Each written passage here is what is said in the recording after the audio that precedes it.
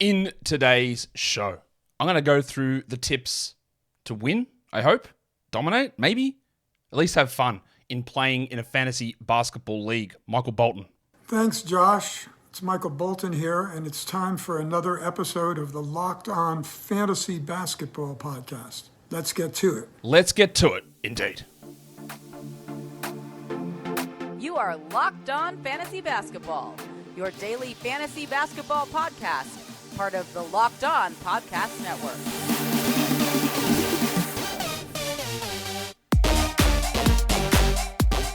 Hello and welcome to the Locked On Fantasy Basketball Podcast, brought to you by Basketball Monster. My name is Josh Lloyd and I am the lead fantasy analyst at basketballmonster.com. And you can find me on Twitter, as always, at redrock_bball, on TikTok at redrock_bball, and on Instagram at Locked On Fantasy Basketball. Today's episode is brought to you by FanDuel Sportsbook, official sportsbook of Locked On. Make every moment more. Right now, new customers can bet $5 and get $200 in bonus bets guaranteed. Visit FanDuel.com/LockedOn to get started. Thank you also for making Locked On Fantasy Basketball your first listen every day. We are free. We are available on all platforms. All right. So a couple of things to get out of the way here. Yeah, the title of this video is probably a little bit clickbaity. Dominate your league, maybe. Like, it's just more about little bits and pieces and pointers that we need to talk about. Secondly, yes, I do this video every year. And I know there's going to be some bozo who's getting ready to type in, man, you do the same thing every single year. Just rehash it. Yeah. I do, because we're heading into a new season. So I'm going through this again because A, there are people who are playing fantasy basketball for the first time. B, it's a video just to put out in this sort of quietish period that will hopefully provide some different opinions or refresh some memories about certain things that play in fantasy basketball. Hey, if you've seen this sort of video 4 or 5 times before, I apologize. Just you don't have to watch it. It's okay. But there are some different things that I'm adding into this, but a lot of it is relatively generic advice for leagues and for people new to fantasy. But I think there's going to be a few little things in there for everybody when we go through it. So yeah, this video does get done every year because fantasy basketball happens every single year and new people play, or people haven't played for 5 years, or whatever it is, right? This stuff happens all the time. That's just the nature of what this is. So I do apologize if that frustrates you, but that's how we're going to go about it. So we are going to talk about tips, strategies, things to be aware of when playing fantasy basketball, before your drafts, in season, all of that stuff. Warning. Let's get it on, Gilly. All right. So what do we need to do before a draft? Because that's where we are now. I hope that none of you outside of Dynasty Leagues have had your season draft now. It's not a great time to do it. In fact, we just saw, you can see old mate there on the graphic, if you are on YouTube, PJ Washington Jr., he just signed a contract today. So that changes tons for the Hornets. Tons. I think it means Brandon Miller is going to get Clifforded really hard. Steve Clifford does not like to play rookies at all. At all. He's had a number 4 overall pick before. Cody Zeller played 19 minutes a game. He's had a number 6 overall pick before. Mo Bamba played like 15 minutes a game. And now with Gordon Hayward, Miles Bridges, PJ Washington, all of these guys are going to have opportunities probably ahead of Brandon Miller. So it really makes Miller a hard guy to draft. Now, what this means for Washington, who played 27 minutes a night. I know I'm going off track here. Washington played 27 minutes a night when Miles Bridges was available 2 years ago and wasn't really that useful. Elevated to a starter, played big minutes last season. But now, look, how does Hayward, Bridges, Washington, Miller, how do they all fit? It makes it really, really difficult to figure it out. But that's back to the point. Like, if you're drafting now, like you made those decisions a week ago before PJ was signed, well, things have changed. I think you should wait. Yes, it means that things like pre-ranks get adjusted and a lot of values can disappear, but that means other ones do pop up. Yeah. All right. So the number one thing in any fantasy sport, in any fantasy league, is know your league settings. That is the most simplest thing. If I'm to give one person, or if I give any person one hint or one tip, that's it. Know what your league is. Is it a category league? Is it a points league? Is it a dynasty league? Is it a keeper league? How many people can you keep in your keeper league? Are you running a snake draft? Are you running an auction draft? How many active spots do you have? How many bench spots do you have? How many IR spots do you have? Do you change your lineup daily? Do you change it weekly? What site is it on? Is it on Yahoo, ESPN, Sleeper, Fantrax? How does it all work? How do you acquire free agents? Do you have a games cap limit for the week? Do you have an acquisition limit for the week? Do you have no bench? Do you have a large bench? All of that changes everything that you do in a fantasy league. Every single thing that happens. You got a large bench, more stashability. You've got no bench, well, you've got to be really active with streaming. You've only got 3 ads for the week, well, that becomes harder again. You've got unlimited ads, well, then you go super hard and you know that the back end of your roster can be changed every single day, as my voice cracks for some reason. So you've got to understand what your particular league settings are. I can't tell you every nuance for every league type out there. You can drop it in comments below. You can tweet it at me. And if there's a specific thing that you want me to try and get through or talk about directly to you, I can. But you've just got to know your settings. It's as simple as that. You have to know your settings. Does your Dynasty League have a draft lottery? Do you tank your ass off all season to be the worst team? Does that mean you get number 1 overall pick? And then you crack the shits because you don't get number 1 overall pick and you're in a lottery? You got to know that. Simple as that. You have to know your settings. The other 2 things I think you really need to look at before a draft happens is player movement. Now, this show has been running all off season. We've gone basically at least 5 shows a week for nearly every week of the season or of the year. So if you have watched every one of these shows, congratulations. You are what we call an everyday. You're here watching every day. You got a leg up. But if you just saunter in and you're watching this video on October the 10th, 2 weeks before the NBA season, and you've paid no attention because you've been balls deep in baseball or football, well, you got to know who's on different teams. You got to know that Fred VanVleet's no longer in Toronto and he's in Houston. That means Kevin Porter comes off the bench. You've got to know these things. You've got to know who has changed teams. You've got to know what it means. You've got to know whether Damian Lillard was traded and who that opens things up for in Portland and what it means in Miami. You have to know them. And if you haven't understood that, and if you just base everything on the statistics of what happened last season, it's probably a bad recipe. And then rookies. I'm going to do a show on rookies. I'm recording this on August the 27th. I think there's going to be a show come out maybe the 28th or 29th just talking about rookies, looking at the historical production of rookies and the way they get significantly overvalued. And understanding that nearly all rookies will have efficiency issues, especially guards, and they will struggle at times early on for minutes, and the idea of a rookie wall is a myth. Players and rookies get better as the season goes on, nearly every time. So understanding how you evaluate a rookie coming in, knowing that usually if you pass on a rookie in a draft, it is usually the correct decision. Take flyers on them at the end, no worries, but there's always going to be 4 or 5 more rookies drafted in a draft that needs to be drafted. That's just usually what happens. But you have to understand how you can look at the players who can translate immediately. Situation and role is key, but also understanding the very, very common pitfalls of drafting rookies and understanding that it is tough for those guys to provide much value. Again, my voice, man, what's going on? We are going to talk about that more in a show coming up in the next couple of days. Today's episode is brought to you by FanDuel Sportsbook. Get ready for the NFL season with these incredible offers from FanDuel, America's #1 sportsbook. Right now, new customers, you can bet $5 and you get $200 in bonus bets guaranteed. Plus, all customers who bet $5, not even new customers, all customers who bet $5 will get $100 off NFL Sunday Ticket from YouTube and YouTube TV. Now is the best time to join FanDuel. The app is easy to use and you can be on everything from spreads to player props and more. You can maybe check to see whether Tua Tagovailoa is going to win the MVP. Do you want to put a bet on that? I probably wouldn't. But hopefully my Dolphins can do something in this season, which they haven't done for years and years and years.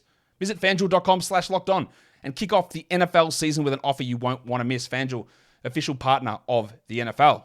Don't forget to gamble responsibly. Okay. Draft strategy. We've planned out, we know what's happening in our league. So what do we need to know heading into a draft? Rankings and ADP are big things. You will have rankings that you see on the site that you play. Yahoo, Fantrax, ESPN, CBS, Sleeper, whatever. They will have their rankings. What do those rankings mean? I talked about this in a show the other day. What do they actually represent? Are they a points league ranking? Are they a category league ranking? Are they an incomprehensible mesh of the two? Which guys, if that is the case, which guys should be higher in categories, which guys should be higher in points as they try to thread the needle in the middle? What does it all mean? And then understanding that the ADP, which means average draft position, for those of you new to fantasy, that number gets highly influenced by the pre-ranking on the site. So if a site ranks Giannis as the 14th best player, his ADP will probably be around 13th, 12th, 11th. Very unlikely you'll see a guy ranked at 40 who has an ADP at 10. People just default often to that list. So understand what that list is telling you. Where do you agree? Where don't you agree? Use it to your advantage. If you know that people in your league are going to go based on ADP, which is influenced by rankings, understand that if there's a guy that you really like who's got an ADP of 100, you think he's the 50th best player, understand that you probably don't have to go for him at pick 50, because if everyone else is thinking the same way and thinking that he's going at 100 or 90, well, if you get him at 80, you've just snagged tons of value. Have to understand the idea of ADP, how it gets influenced, and how those rankings work. If you're using rankings from sites that aren't the individual host site, also understand how those people come to their rankings. Now, I, of course, work for Basketball Monster. We do projections, which get turned into a rankings on the projection site. But I cannot stress to you enough that that is in no way a ranking list. It isn't. The guy that comes in with a pure ranking of 100th, Giannis, is not the 100th best player, because understanding how those numbers come to fruition, what they mean, and how they get there is really, really key. How do you decipher all these numbers? If you just draft based on a list of players, you'll lose your league. And I've said this for as long as I've been doing this, which is coming up 10 years now. If you just have a list of players that you're drafting off, you might as well just put them into an auto draft queue and don't turn up.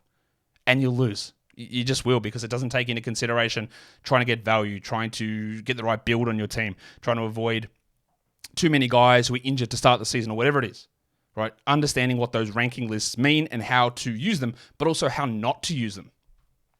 I'm going to do a separate show on auction drafts, which are also called salary cap drafts. So understand if your league's a snake draft or an auction draft, and understand the differences in those. Most of the things I talk about in today's show is going to be on snakes, but auctions is going to be a separate show.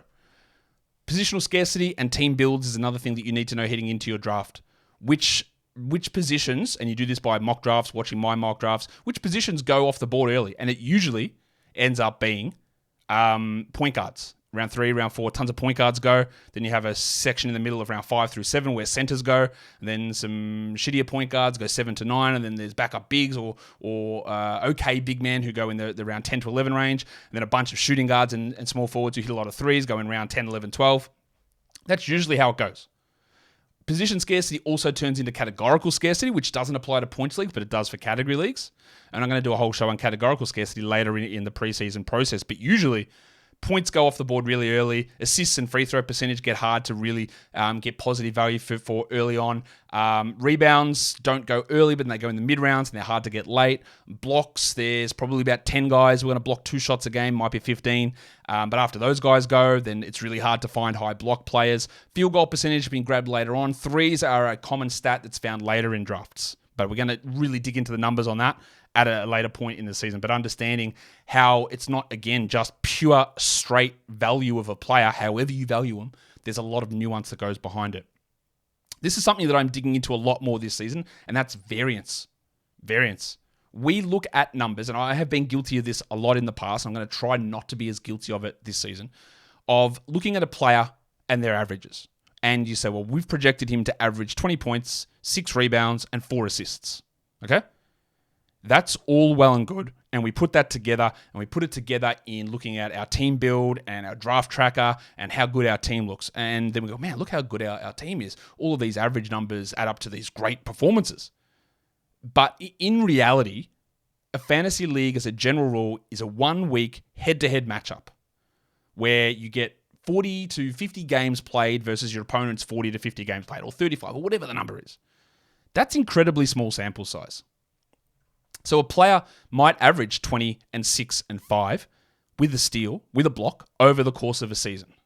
That's way more important for a roto league, where over a 70-game, 80-game sample, those numbers really stabilize. But in week-to-week variance, and I'm going to do a lot more on this as the preseason goes, you're going to see players, like I tweeted out an example of this a week ago, of Shai Gilgeous-Alexander's totals ranking for a week. He played a game in every single week of the season and finished like 3rd overall per game. And out of the 24 fantasy weeks, Shai was a top 10 player 7 out of the 24 weeks. This is not to say that he is bad, because there were some weeks that he would play one game because he'd miss a couple because of injury, and weekly schedule impacted things. But overall, his averages meant he was 3rd overall, but he provided top 10 finishes in less than a third of the weeks. That individual, so when we're really, well, this guy is an 80% shooter from the line. Okay, 1 week he might be 85, the next 2 weeks he might be 73. And that week-to-week variance means that when you look at your team's overall stats for a season and projected stats for a season and look at how everything looks, that's not necessarily how it's going to play out, which takes me through to things like punting and all that sort of stuff, where you have to be super, super strong in individual categories to be able to really insulate yourself against that variance. If you try and punt categories, which the idea of that is to make other categories strong, you have to make those categories very, very strong so you can insulate yourself from the inherent level of week-to-week variance, which is relatively large. It's relatively large. And the other thing that's really important variance-wise, I did tweet about this, but I was having a discussion with someone on our Basketball Monster projections talking about Wendell Carter Jr.'s free throw percentage and how he'd been like a 73% guy for 3 or 4 years in a row. Last season, he did drop down to, I think, 69 or 70, whatever it was. And I'd projected him at 71.6%. We have 2 sets of projections on Basketball Monster. I'm not even sure if I've told this story on here before, but I'm going to tell it again. We have 2 sets of projections. Myself and Kyle McEwen does one. And I'd projected Wendell at 71.6%. Kyle had projected him at 73.6%. And a user commented and was like, well, I think Kyle's numbers, why is Josh at 71.6 and Kyle's at 73.6? He's been a 73% shooter for 3 or 4 years. I'm getting to a point here. And I went, okay, let me have a look at that. And I looked at it, and based on the attempts that I had Wendell Carter Jr. taking from the line this season, the difference between 71.6% and 73.6% was 4 free throws. Not 4 free throws made a week, 4 extra free throws made for an entire season. And we look at these numbers and these percentages and whatever they are and go, well, look at this guy. He's awesome. He's 80 and he's a 77% shooter. That's such a big difference. 4 free throws. 4 free throws. That was 225 attempts for a season. That is an insanely low amount. So all it takes is him to hit 6 extra free throws or to miss an extra 4 free throws for that number to go from 75 to 68 or whatever it is for the season. It's a wild change. And I knew there was variance issues. I didn't realize that 4 free throws over the course of a season could just change things by 2 percentage points. Change free throws, done. That's pretty crazy to me. And again, that goes into, say, Giannis, the man in the picture here, who last season was really bad at free throws, but the year before shot 72%. So he dropped like 8 percentage points on his free throw percentage in 1 year. So we go into it and go, well, Giannis is going to kill your free throws. He's going to shoot 65. Well, will he? Or what if he goes back to 73? I don't know. There's a lot of variance in this stuff. Reaching. What does that mean? It means in a draft. Someone might be sitting on the board at ranking of 100, ADP of 90, and you're there at pick 7. You go, well, I actually think this guy's a top 50 player. I'm going to reach for him. Is it worth it? Sometimes yes. Sometimes it is. Sometimes you'll get clowned for it in your draft room. But in the end, when you get through and play your week-to-week matchups, it doesn't matter if you took a guy at 70 or if you went at 90.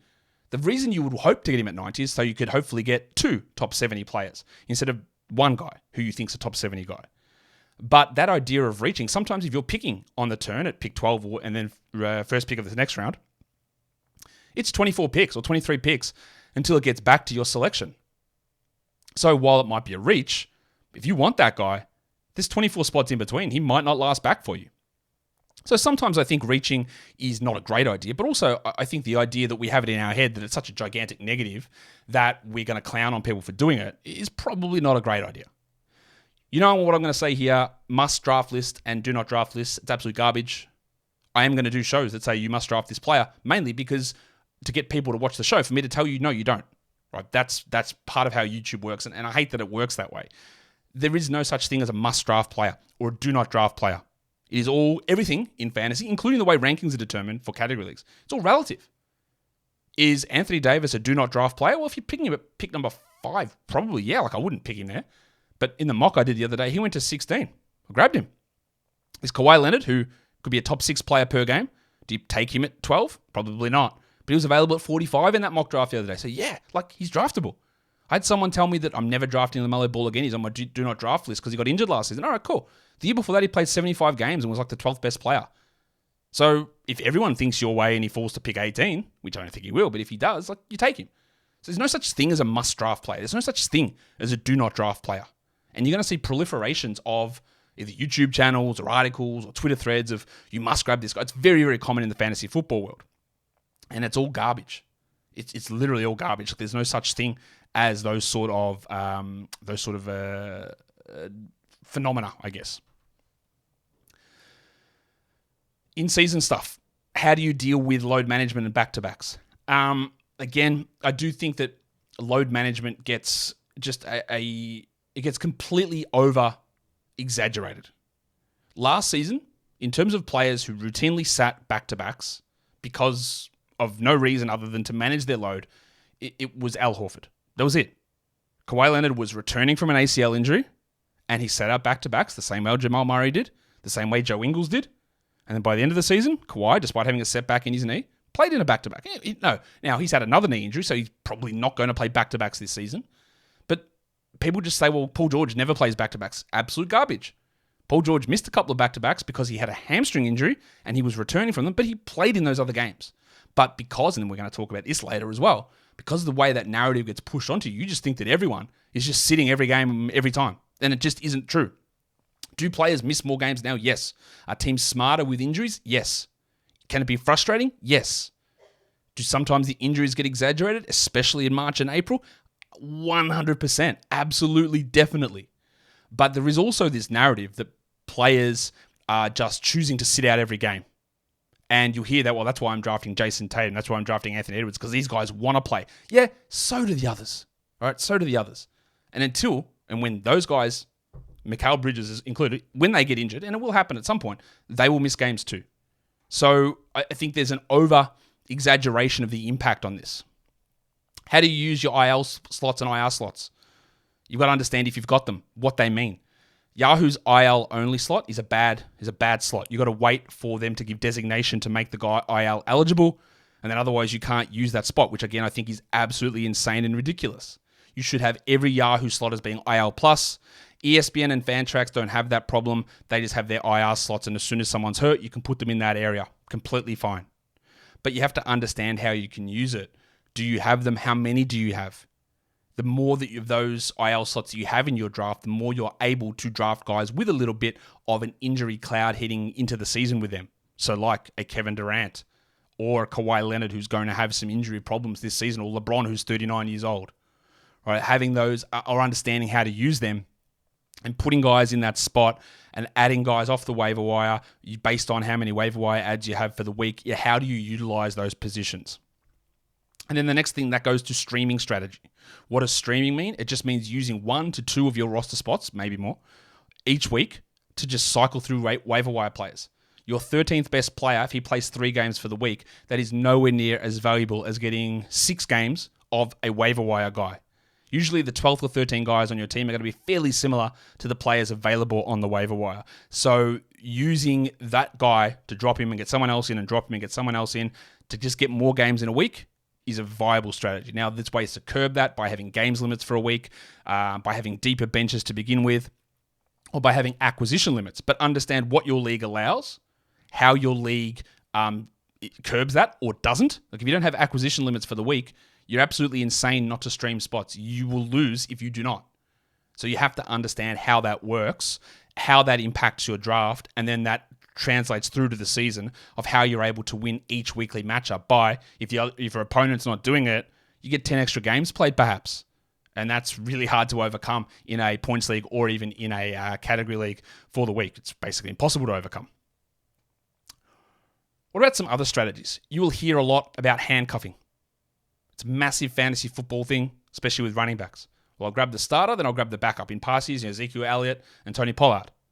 All right, do you do it this season with Zeke on the Patriots? Do you grab him as a handcuff to, I think, Ramondre Stevenson? Whatever it is. In fantasy basketball, it's not really a thing. It's not really a thing, and here's why. Because the way that a standard fantasy basketball league is set up, which I also think is incorrect, I don't like how they set it up with 10 starters and 3 bench. It doesn't really make any sense to go that shallow. Every player on your team in that scenario has to play for you every week. So if you are drafting Derrick Rose because you think he's going to be Ja Morant's backup when Ja comes back, and you go, well, when Ja misses time, I'll just slot Rose in. Well, that's great, but that means that roster spot is being used on a 14-minute-a-night player on the other games. Now, maybe that's not the best example, but I can use the guy that I've got in the picture here, Jackson Hayes. You're going to draft Anthony Davis in round 2. You go, well, with round 12, I'll just take Jackson Hayes. Because when Davis gets hurt, that means I just have his ready-made replacement right there. And that's, again, totally okay. But can you deal with having a guy playing 14 minutes a night for 15 of the 22 fantasy weeks? Probably not. Now, if your league has a deeper bench, if your league is a weekly league where you don't have to use your bench during the week, then handcuffing becomes a real thing, where you can afford to have those players who you know will step up into larger roles if someone ahead of them gets hurt. There are a few of those sprinkled around the NBA, but in general, if you are coming across from fantasy football, handcuffing is not really a thing that works in fantasy basketball, and it will just leave you with zeros or dud players on your roster who might pop off for 3 weeks of the year, and that will lead you to lose a lot of those other weeks. Trade psychology. All right, this is very interesting to talk about because trading is one of the things that people love in fantasy. In fact, I think people love it too much, and they just try to do trades because, well, I could be a GM. I'm going to pull these trades off and look how cool I am. And that's part of the thing that people love. Me, I'm not a massive trader. I really don't do trades in fantasy leagues because, again, I have a lot of the endowment effect, whereas I tend to value my guys more than other players. And that's something you're going to have to pay attention to when looking through and doing trades. That is a real thing, endowment effect. The player that you have, you will view him higher, and your opponent will view the player that they have higher versus what else is out there. I invested a draft pick in this guy. Let's see what happens. Right, so you have to be aware of that when you're going through trades. Also, when you're doing trades, how do you approach it? Do you know the person? How do you have that discussion? Through a chat, through an individual text, through an email? Do you just send a trade offer through the site? Now, I think most people would suggest that just sending a blind trade offer is the worst way to go about it. But there's different strategies of how you need to do this, and that's what I talk about with trade psychology. Buy low and sell high is the absolute pinnacle of trading. But it's also pretty hard to pull off because if the other person that you're trading with understands this phenomenon as well, well, they're not going to do it. They're not going to trade away a guy at his lowest point because they don't understand that it's their lowest point. Some might, and you take advantage of those people. But a lot of the time, in order to pull off a successful trade, it's got to be some sort of win-win. That's why trading in fantasy points leagues is a lot harder because it's really hard to get a win-win. It's almost impossible because at the end of the day, one of those players is going to average more fantasy points than the other, meaning that inherently there has to be a loser in that trade. So it's very hard to pull off a win-win. Now, you might think you've pulled off a win-win, but it's actually, I won't say literally impossible, but it's pretty close to literally impossible to pull off a win-win in a fantasy points league trade. It's impossible. So going through setting, understanding how to throw first offers out there. Is the person a love a negotiation, or are they just going to dismiss you offhand, or they're not going to respond? How do you throw those sort of deals out there? Like, what is the risk of you making this trade? What is the reward if it comes off? Does it solve an actual need on your team? So you've got to have your own psychology of working through the endowment effect and working through the things that you need on your team versus how the other person views things. Don't look at it just from your... Look, we want to win every trade. That's the aim of making trades. And that's why a lot of it, if you can't actually get something where you think it's a win, you don't have to do it just for the sake of doing it. You don't have to. And I will often say that the general outcome in a trade is a loss because it's very hard to get a win-win. And then there's a win-loss one way, win-loss the other way, or a loss-loss, which happens often in trades as well. So it's really hard to be able to get a situation where you are coming out on top the majority of the time. So often the best idea is just to pull out and say, maybe not. Maybe I'm not going to do this. So having a lot of different ways to look at it. In terms of trades as well, does your league have an insane setting where the league members vote on trades? If they do, please, for the love of God, change it. But if they do, and all your league members just vote to veto trades out of spite, well, don't waste your time even doing trades. Don't waste your time even trying to get something that benefits you, because if your league members see that, they'll veto it anyway. And then all you'll be doing is trying to do trades that provide marginal to no benefit, waste your own time, could lead to actual loss of value for you. For what purpose? Don't waste your time on it. Don't have league vetoes. Pretty easy. Said here, blockbuster trades. I think that is an important thing. That's what we talk about, doing 2-for-1s. Like throwing 3 of your mid-range players for a top-end guy. That's an ideal scenario as well. The way to sort of approach that is to look at teams who are really dealing with injury bugs. If they've got 3 or 4 of their guys out, you can offer to give them some depth. Take that high-end guy off their hands, throw 3 or 4 mid-range guys towards them. That hurts your immediate depth, but you hopefully have the strength of being able to replace those guys off the waiver wire and using your skills of identifying the waiver wire, opening up more streaming spots on your roster to be able to get that value in. As a general, getting a 2-for-1, the one side is usually going to be favored. A 3-for-1, same thing. But again, there's psychology involved in this. How do you approach it? Who do you target with this? What does it mean for the rest of your roster? The domino effect of you trading away 3 mid-range guys for a top-end player. What happens if that top-end guy then gets hurt? You've got no depth to back it up. So there is a risk of doing that, even though getting that top-end guy usually works out. But if he gets hurt, it doesn't. You've lost a ton of depth. And that might change the entire structure of how your team looks. So there's a lot of factors in there. There's not a blanket. Again, the blanket rule is 2-for-1. You want the one side as a blanket rule, but it's never as simple as that. It's about looking at so many different individual factors and working out how that works for you. Punting is a very useful strategy, but it's not the be-all and end-all of everything. Punting, if you don't know, is in a category league where you just disregard a category. You don't try to be worse in a category, you disregard a category. I'm going to do a full show on punting coming up in the week or two, but it's something that gets misused, mismanaged, thought of, and really overvalued and also undervalued at times. But that is a strategy that is important to know about and work out whether you're going to be able to do that. What are some potential pitfalls in a draft, in a season for fantasy basketball? Hometown heroes is a big one. If you are in a league with a bunch of mates from high school, from college, and you're all from Milwaukee, right? So in general, you know that players in your league might be all Bucks fans. So are they going to overrate Drew Holiday or Chris Middleton or Brook Lopez or Bobby Portis? Is that how they're going to view things? Are you going to do the same thing? Well, this guy's actually my favorite player, so it's just I need to have him on my team. And to a degree, I do understand that. And that is totally okay that I want guys on my team that are fun and that I will go to see in person and that I will support. I totally understand that. But there is a pitfall associated with that. Is that if you are just looking at the guys who are super popular in your league and you are fans of them because they're on your team, that you often miss a lot of value and your team is not as strong as a result. Is it more fun for you? Probably, yeah. And you have to weigh whether that is more fun for you or getting more success in your fantasy league is more important to you. And for some of you, your preferences will lie on either side of that. But it is a pitfall when you are a fan of a team or a fan of a player to really be cautious of. FOMO. We all know what FOMO means, fear of missing out, right? So what do I mean by this? This is part of the trade discussion. Well, this guy did a trade. Well, why did I need to do a trade? I haven't done a trade. Yeah, itchy trade fingers. I haven't done a trade in 2 days. What am I doing? I haven't even sent an offer out. What about seeing guys go off the waiver wire? Well, if I don't grab this guy, somebody else will.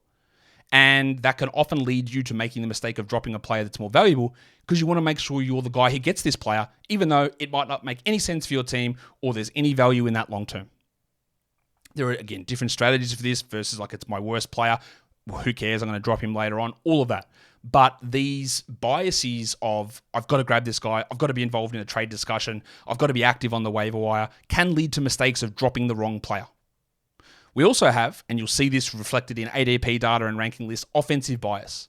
Now, in points leagues, totally fair enough, because the vast majority of points leagues, the ones using default scoring settings, the players who score the most real-life points are the players who scored the most fantasy points.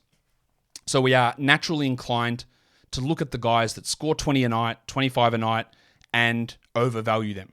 And that also carries through into category leagues as well, is that the guys that score more but might be bad at field goals or free throws or turnovers or assists or steals or blocks or whatever it is, they might be 20-point scorer Colin Sexton with 2 rebounds and 3 assists, and that 20 points makes them look way better than they are because of offensive bias. There is value in that at times because if everyone's grabbing points early, well, you need to sort of jump on if you want to be competitive in that. But if everyone, and the rankings all skew that way towards points, is grabbing points early, well, maybe you can go the other way and go, well, actually, I'm not going to be competitive in points. Let's rack up some of the other stats while people don't care about it too much. Defensive stats still have value. Obviously, in a points league, nowhere near as much. 3 points for a block is not that valuable. You block 2 shots a game, cool. Jaren Jackson blocks 3 shots a game last season. That's 9 fantasy points. Who scored 9 points per game last season? Were they a great fantasy guy? No, they weren't. And 9's a nice little bonus, but we know how it skews. And we know that it skews towards offense quite a bit. All right. Psychology is an interesting thing. I'm not going to dive massively into all this psychology stuff, but there's a lot of things we need to figure out. We need to understand is a part of fantasy. What are your biases? Do you irrationally really love a player? Is it because he's him? He's a bucket? He's a pure hooper? Do you really love that aesthetic of players? Maybe. Are you someone like me who maybe disregards that level of player to a degree and values guys who are more impactful for team winning, who pass a little bit more, who defend better, who take better shots? Is that a bias that I have? Sure. But it's not always just about recognizing your own bias. Recognize the bias of where you're getting your information. I will be relatively clear about the things that I'm biased with, or the way that I view the game and the game of fantasy and the game of the NBA. So when I say things, understand where that comes from. Understand what biases I have as well, versus any other analyst that you listen to as well. And listen to other analysts, no problem. Do that. Always get more than one idea. And use your own ideas as well. But what are their biases? Do they have a team that they are fans of? Do they inherently think that I was going to be a smartass? I will be a smartass. Do they think that the NBA is out to get them because they issued a warning about Damian Lillard being traded to Miami and the league just hates the Heat and everything they do is against Miami? I'm sure you've seen that being thrown around quite a bit by Miami fans. It's bias. It's what happens. We all have it. Recognize your own bias. Understand your league mate's bias. Understand the analyst bias. Understand the website bias where you're getting the information or the ranking numbers. What you do with that information is up to you, but recognize that it exists. Impulse control. What does that mean? Well, that means, again, I've got to grab this guy off the waiver wire. Do you? Does that mean you're dropping someone better? Well, this is a good trade. I'm going to do a trade. Like, do you need to grab this guy? Oh my God, he sprained his ankle first 2 minutes of the game. He's immediately dropped. Oh, 1 of 10 shooting. What are you doing? You kill my field goals. Banished. Well, the player doesn't care that you dropped him to the waiver wire, and you might have just cost yourself by being impulsive. Just pull back on it. Control yourself with that sort of stuff, because, again, it can lead to quite a few sort of negative results. Really, really easy to see how that can happen.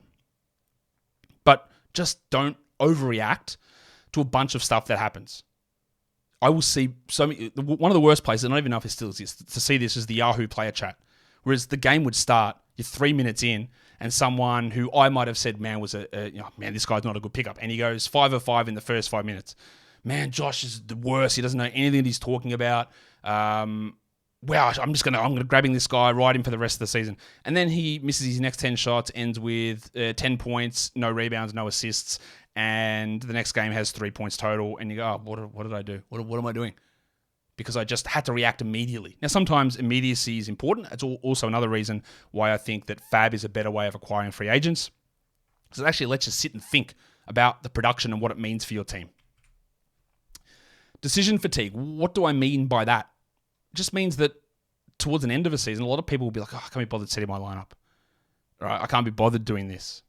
So you're working out ways that when you are going through struggle periods in fantasy or in your life or busy times, how do you just make the time to do this, which is a game and a hobby? How do you set aside the time to set it? Well, every Monday morning, I'm going to set 30 minutes and I go look at my lineups. I'm going to make some waiver wire moves, whenever. Rather than I'm just going to disregard it, and then you drop off and league integrity changes and you just get frustrated with everything. I think it's something to pay attention to. Groupthink and consensus bias is a real thing as well. Again, when I say listen to multiple analysts, do that. But often us as fantasy analysts will start circle jerking a single player and they'll go, well, I'm higher on this guy. Well, actually, I'm higher on him. No, actually, I'm higher on him. Well, actually, I'm lower on him. I'm lower on him. And they push guys up and down and it changes the board. Then you buy into it and you buy into these reasonings. And then when someone pushes back on it, they're a hater and they're the one going against things. And there's a whole bunch of things that can subconsciously affect the way that we approach players. Just understand that this consensus or groupthink bias, just because 90% of people think something is going to happen, it doesn't mean that it is. Have a way to evaluate yourself. Have an idea of how you're going to approach it and have reasoning. And that's one of the big things that I've always said across this show and this channel. You might not agree with my outcomes. You might not agree with the way that I come to where these players are positioned in ranks or how I approach it. But I'm always going to give you the reasoning as to why I think it. Like at the moment, back to the PJ Washington thing, I'm very much down on Brandon Miller now because I'm just not really sure how he's getting enough minutes under the coach with those other players there. And sure, maybe that doesn't work out because Gordon Hayward plays 2 games for the year and PJ Washington gets hurt and Miles Bridges, because he's on a qualifying offer, they decide to play him 12 minutes a night. That could all happen. And Bridges thrives and flourishes playing 34 a night under notorious rookie hater Steve Clifford. Could all happen. But I've got reasonings behind why I think it won't and trying to lay them out. So understanding how that can go through that. Risk management and resilience, again, that's part of like trades. And like, is this trade going to make me better? Is there a risk that makes me worse? What do I do? How do I try and minimize that risk that's associated with any move that I make? And resilience is like, man, I got 4 guys injured this week. Well, there you go. My season's over. Is it? Or what if the other opponents get 4 guys injured next week and all your guys come back? Well, you're literally just back on even playing terms. So having an understanding of how we go through, and this also ties in with mindfulness and composure, which is the next point on here. If we go through and look at this and understand that things are going to happen. There are going to be shit weeks where guys underperform, you have fewer games played, you have guys get hurt. It's not you, right? It's not you. It's not because of you that this is happening. You're not sitting there, well, it's only happening to me. You see this all the time on Reddit. Someone will post it, man, I've got 3 guys injured, and everyone loves to jump in. Me too, me too, me too. Are you me? And they say it all the time, right? It's not just you. It happens to everybody. How often do you think someone's going through a fantasy season where they go through and no one gets hurt? You just amplify it because it's happening to you in the moment. But understand that it's going to get better and it is going to change and things are going to alter often, daily, weekly. But without giving up because you had 4 guys get hurt on one day or your whole team shot 10 of 50 from the line on one day. Extreme example, obviously. Like, it doesn't mean the end of the world for your team. And the last thing is something that I have been, I don't know if coining is the right term, but been talking about for a while, and I've given it a name. I'm going to call it highlight reel bias. And you see old mate down the bottom here, Cam Thomas. Could have put Bol there. The way that so much media is consumed now is social media. Twitter, Instagram, TikTok, whatever it is. Little bits and highlights on ESPN. So we see these things. We see Cam Thomas drop 40 points in a game for 3 games in a row. And now he's the savior of the world. We see Bol block a shot and throw a dunk down. And oh man, look at this guy. Look how cool he is. Awesome. But then we don't see the next game when Bol has 2 points in 12 minutes, shoots 20% from 3 and looks lost every defensive position.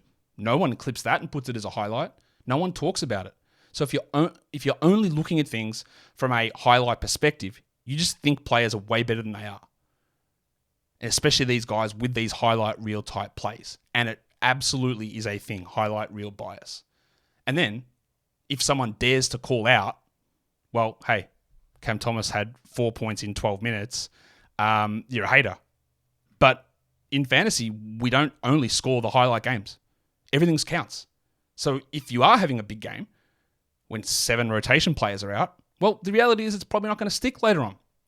And then when you're out of the rotation, it does need to be mentioned because otherwise you don't have it in your head. You're not watching every single minute of every single game. You aren't doing it. What you are doing is clipping things off highlights. And I'm always going to make it my point to point out the things that are shit because it doesn't get mentioned anyway. And that's not me trying to be negative or a hater, but it's to provide perspective. For example, yesterday, all we've been hearing about the last 3 weeks, Anthony Edwards, maybe he's a sneaky bet for MVP. He's dominating Team USA. Look how, oh man, this guy, he is him. He's our new Kobe. He's MJ. Today, first game of the FIBA World Cup, 14 points against New Zealand. Is it 5 turnovers, 2 assists or something? Shot 50% from the line. Is anybody talking about it? Is there any clips? Is there anything about Anthony Edwards being the new MJ or being an MVP or being the next guy that's going to be the face of the NBA? Shout out to you, Kendrick Perkins. No, nobody is saying any of that. But the last thing, if you've only just been scrolling social media and seeing these things, is that Anthony Edwards is dominating. He dropped 34 in a warm-up game. He's the face of everything. And that's what will be in your head without seeing that he didn't have it. He wasn't terrible, but he didn't have a particularly strong game. It was Paulo Banchero, the guy who was really good for Team USA. But you don't see it. Highlight reel bias. The last thing I want to talk about, highlighted this as time frame thinking. You're in a daily changes league, you're in a weekly changes league. Changes what you do. Are you looking for short-term gains versus long-term gains? What does it mean? How do you make that move to, like, if I trade for this player right now, will he produce for me? Or am I in a comfortable position where I can hold to wait, like on someone like Amen Thompson? I think he's talking to you. And maybe later in the season, him or Asar, they get 30 minutes a night in February. But we don't know that that'll happen. And is it worth holding on? What are your focuses? Where are you looking? In a weekly league, because you're setting a lineup for a week, you can afford to look 4 or 5 weeks in the future because you can sit a guy on the bench, he doesn't play. In a daily changes league, you probably can't. Unless you get to the top of the standings and you're okay, then you can start to load up and acquire players with better playoff schedules who you think are going to be playing larger minute roles when March rolls around. But finding the balance in there, it's never just about, well, I'm drafting everybody with great playoff schedules because you might not make it to the playoffs. Or I'm just doing everything exactly for right now with every player in my team, and then you have no hope later on in the year. It's finding that right balance and understanding the right area to look at things and approach those different timeframes. And that, I hope, are a bunch of things that help you in a fantasy league, whether it's a first-time player or a seasoned veteran. A few things there. I delved a little bit more into the psychology of things, which I haven't really done before. Some basic tips, but also some other things that I think are really important when we look at things. It is not a simple, here is a list of players, I will take the best one, haha, I am winning. It doesn't work that way as simply. There are a lot of different things, and when you are looking to take things to the new level, understanding my biases, your biases, anyone else's biases, the things that we love, the things that we hate, and what that means, and how it's all presented, I think ends up being really important. So, drop your comments down below. Tell me how much of a wanker I am for doing the same video again. Go ahead, do it. But tell me what you got out of this. Tell me what else you think is an important factor to note in a fantasy basketball league. Follow this podcast, Apple Podcasts, Google Podcasts, Stitcher, Spotify, and on the Odyssey app and on YouTube. Thumb it up and leave your comments down below. Guys, we are done here. Thank you so much for listening, everyone. See ya.